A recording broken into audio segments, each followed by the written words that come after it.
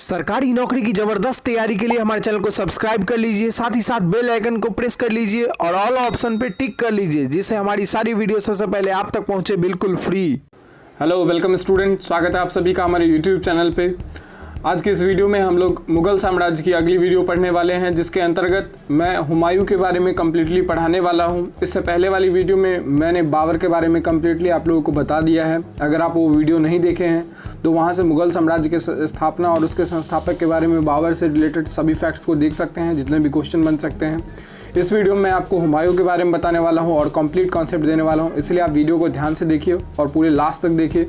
Last में मैं आपसे कुछ क्वेश्चन पूछूंगा जो इसी वीडियो से इंक्लूड होंगे, तो आप हमें जरूर आंसर करें अगर आप वीडियो को ईमानदारी से देख रहे हैं और इसका फ़ायदा ले रहे हैं। तो चलिए स्टार्ट करते हैं आज का टॉपिक और समझते हैं हुमायूं के बारे में। सबसे पहला पॉइंट है कि हुमायूं का जो शासनकाल हुआ था वो दो भागों में बट के हुआ था। पहला 1530 से 1540 और उसके बाद 1555 से 1556 तक। 1530 से 1540 तक तो हुमायूं बाबर के बाद जो है वो गद्दी पे बैठा था, लेकिन उसके बाद इस पे शेरशाह सूरी आक्रमण करता है और इसे हरा देता है, जिसके वजह से इसको भागना पड़ता है, प्रवास रहना पड़ता है। बाद में फिर यह दोबारा शेरशाह सूरी को जो है वो पराजित करता है, आक्रमण करता है और फिर से दिल्ली सल्तनत की गद्दी पे 1555 से बैठ जाता है, लेकिन एक साल के बाद ही उसकी मृत्यु हो जाती है। तो अब इसके बारे में हम लोग डिटेल से जानते हैं। बाबर का उत्तराधिकारी हुमायूं था। पहला क्वेश्चन यहाँ से बनता है कि बाबर का उत्तराधिकारी था, बाबर का पुत्र था यह। नेक्स्ट पॉइंट बनता है कि हुमायूं का पूरा नाम जो था वह नसरुद्दीन मोहम्मद हुमायूं था। इसका जो पूरा नाम था वह पूरा नाम आप याद रखेंगे, नसरुद्दीन मोहम्मद हुमायूं। नेक्स्ट पॉइंट बनता है कि इसका जो जन्म हुआ था वह 7 मार्च 1508 ईस्वी को काबुल में हुआ था। वह बाबर का सबसे बड़ा बेटा था। अगला पॉइंट है कि बादशाह के रूप में हुमायूं का राज्याभिषेक आगरा में 29 दिसंबर 1530 ईस्वी को हुआ था, जिस समय उसकी अवस्था 23 वर्ष की थी। जब हुमायूं की राज्याभिषेक हुआ तब उसकी अवस्था 23 वर्ष की थी। और कहाँ पे उसका राज्याभिषेक हुआ? तो आगरा में 1530 ईस्वी को 29 दिसंबर। नेक्स्ट पॉइंट बनता है कि आगरा की गद्दी पर बैठने से पूर्व हुमायूं बदख्शां प्रदेश का सूबेदार था। जब हुमायूं गद्दी पे बैठे उससे पहले वह बदख्शां प्रदेश का सूबेदार था। नेक्स्ट पॉइंट कहता है कि हुमायूं ने अपने पिता बाबर की इच्छा अनुसार अपने साम्राज्य का बंटवारा अपने भाइयों के बीच कर दिया। कामरान को उसने कंधार और काबुल सौंपा, मिर्जा अस्करी को संभाल, मिर्जा हिंदाल को अलवर एवं मेवार की जागीरें दे दी। चचेरे भाई सुलेमान मियाँ को बदख्शां प्रदेश का सूबेदार नियुक्त कर दिया। जिस तरह से बाबर चाहता था कि उसके और अन्य बेटों में जिस तरह से जागीर बांट दी जाए, तो हुमायूं ने उस तरह से बांट दिया। नेक्स्ट पॉइंट बनता है कि हुमायूं द्वारा अपने भाइयों के बीच अपने साम्राज्य का बंटवारा करना उसकी असफलता का कारण बना, और यही जो है बंटवारा उसके भाइयों के बीच जिस तरह से वह बंटवारा किया वह उसकी असफलता का कारण बन गया। कैसे, आगे देखते हैं। अफगान नेता शेर खां और गुजरात का शासक बहादुर शाह हुमायूं के प्रबल प्रतिद्वंदी थे। जो इसके मेन जो दुश्मन थे वो कौन कौन थे? तो शेर खां जो अफगान का नेता था, जो शेरशाह सूरी जिसका नाम है, और दूसरा गुजरात के शासक बहादुर शाह। अगला पॉइंट है कि हुमायूं ने 1533 ईस्वी में दीनपनाह नामक एक नए नगर की स्थापना की। यहाँ से क्वेश्चन आता है कि हुमायूं ने किस नगर की स्थापना की थी? तो दीनपनाह नगर, आप इसे याद रखेंगे। नेक्स्ट पॉइंट है चित्तौड़ के शासक विक्रमजीत की माँ कर्णावती हुमायूं को राखी भेजी थी। यह काफ़ी जो है वह फेमस प्रसंग है कि कर्णावती ने हुमायूं को अपनी रक्षा के लिए जो है वह राखी भेजी थी और हुमायूं जो है उसकी रक्षा किया हुआ था। नेक्स्ट पॉइंट है कि 1538 ईस्वी में हुमायूं ने बंगाल के गौड़ क्षेत्र का पुनर्निर्माण कराया था और उसका नाम बदलकर जन्नताबाद रख दिया था। यह भी आप याद रखेंगे। नेक्स्ट पॉइंट बनता है कि हुमायूं के शासनकाल में शेर खां अपनी शक्ति और सैन्य बल बढ़ाता चला गया। शेर खां जो था, शेरशाह सूरी उस समय बिहार में शासन कर रहा था, सासाराम उसकी राजधानी थी, वहाँ पे वो अपना सैन्य बल बढ़ाता जा रहा था उस समय।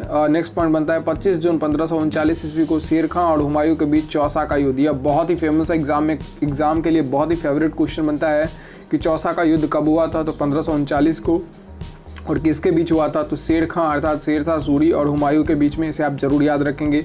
नेक्स्ट पॉइंट है चौसा का युद्ध शेर खां जीत गया था, शेरशाह सूरी जीत लिया, और बाबर को हराने के उपलक्ष्य में उसने शेरशाह की पदवी जो है वह ग्रहण की। उसके बाद ही शेर खां को शेरशाह कहा जाने लगा, क्योंकि वह जो है हुमायूं को हरा चुका था इस युद्ध में।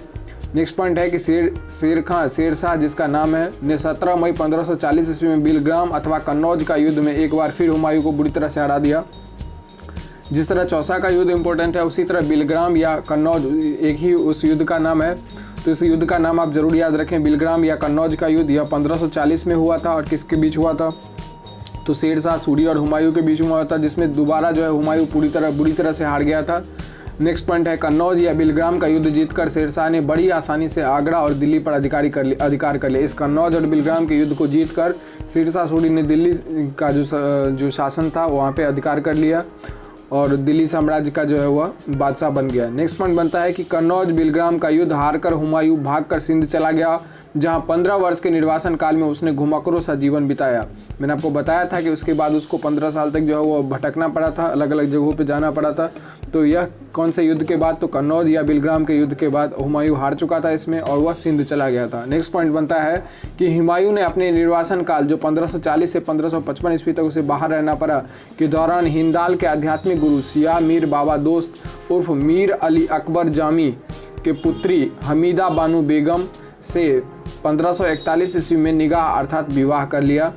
तो उसकी वाइफ का नाम क्या हो गया? हुमायूं के वाइफ का नाम तो हमीदा बानो बेगम, बहुत अच्छा नाम है, इसे याद रखें। नेक्स्ट पॉइंट है कि इसी हमीदा बानो बेगम से हुमायूं को एक पुत्र की प्राप्ति हुई जिसका नाम उसने अकबर रखा, जो कालांतर में महान बादशाह बना। इसी हमीदा बानो बेगम की जो पुत्र था उसका नाम अकबर हुआ और वह आगे चलकर जो है वो महान सम्राट बनता है, महान जो है वो बादशाह बनता है। नेक्स्ट पॉइंट है कि हुमायूं ने 1545 ईस्वी में कंधार एवं काबुल पर अधिकार कर लिया और शेरशाह से अपना साम्राज्य वापस पाने के लिए अपनी शक्तियां बढ़ाने लगा। 1545 ईस्वी में हुमायूं जब यहाँ से सिंध की तरफ भागा था 40 में, तो फिर वह धीरे धीरे सेना को इकट्ठा करता है और 1545 में कंधार और काबुल को जीत लेता है और शेरशाह से अपना साम्राज्य वापस छीनने के लिए अपनी शक्तियां बढ़ाने में जुट जाता है। नेक्स्ट पॉइंट बनता है कि हुमायूं ने बैरम खां की सहायता से 23 जुलाई 1555 ईस्वी को पंजाब के सूरी शासक सिकंदर को हराकर फिर से दिल्ली की गद्दी पर अधिकार कर लिया।